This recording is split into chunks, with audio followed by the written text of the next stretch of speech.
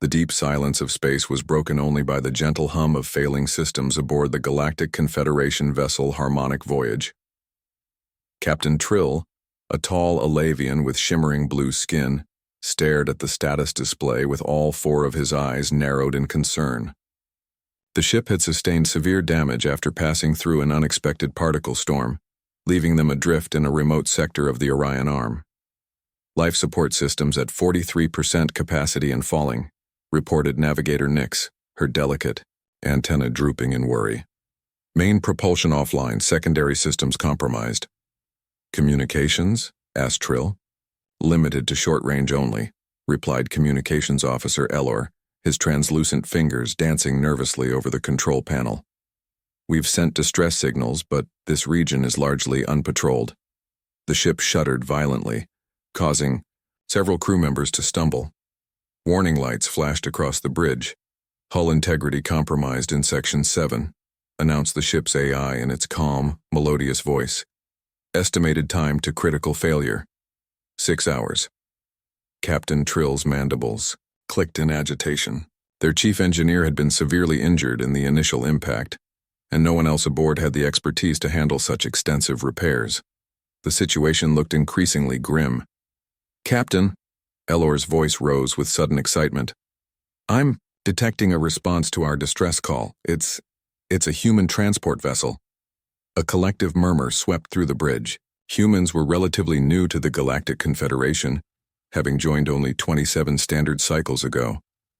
Their homeworld, Earth, was classified as a death world due to its high gravity, extreme weather patterns, and abundance of predators. This had made humans naturally resilient and adaptable, traits that both fascinated and unnerved other species. Open communications, ordered Trill.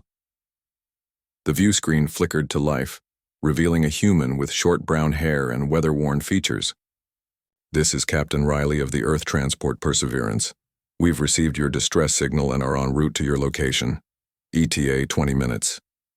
Relief washed over Trill. Captain Riley, we are most grateful. Our ship has sustained critical damage, and our chief engineer is incapacitated. Riley nodded. We have an engineer aboard who specializes in emergency repairs. We'll assist however we can. When the Perseverance docked with the damaged Confederation vessel, the human engineer was the first to board. Jack Miller was of average height for a human, but his stocky build and confident stride made him seem larger to the alien crew.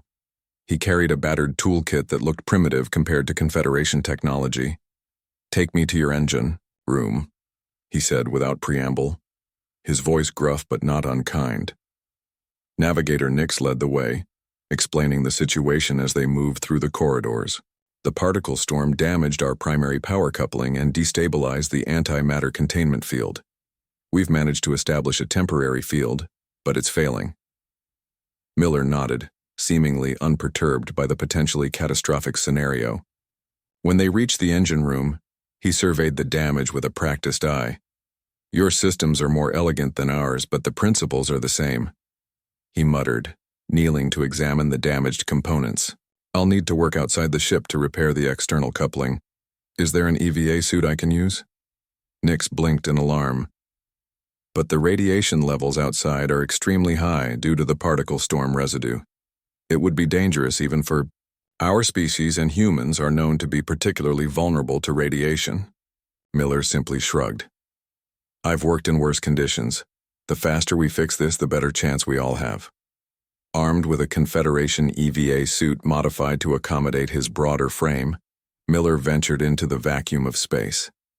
The alien crew watched through external cameras as the human worked methodically on the damaged coupling, his movements confident despite the hazardous conditions. Remarkable, whispered Science Officer Vreen, his compound eyes reflecting the image of the human. His species evolved on a planet where they're constantly fighting to survive.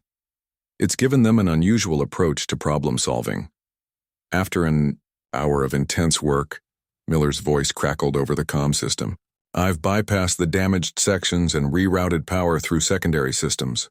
It's not pretty, but it should hold until you reach a proper dock. When Miller returned inside, his face was pale and beaded with sweat, but he wore a satisfied, expression. Now for the internal systems, Osiri, he said, immediately setting to work on the antimatter containment field. The alien crew watched in fascination as the human used unconventional methods and occasionally improvised tools.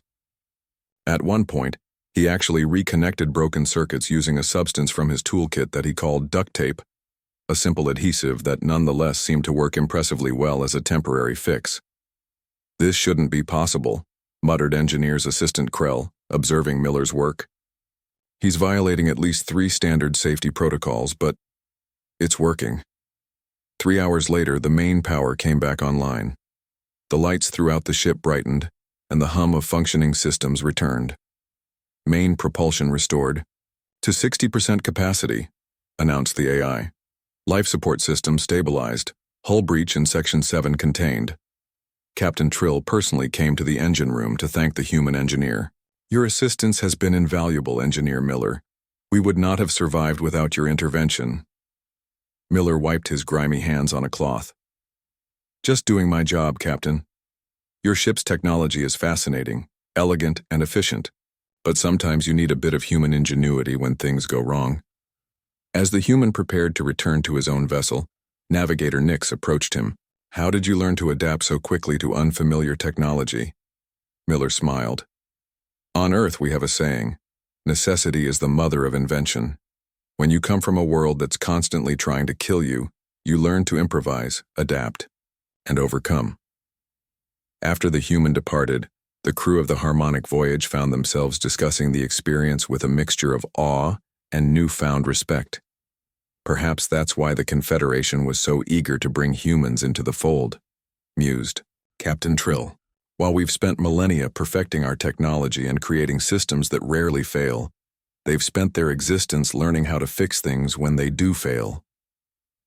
The Harmonic Voyage resumed its journey, carrying not just a repaired ship, but a new appreciation for their Deathworlder allies, beings who had turned their harsh evolutionary history into a remarkable ability to thrive in the face of adversity.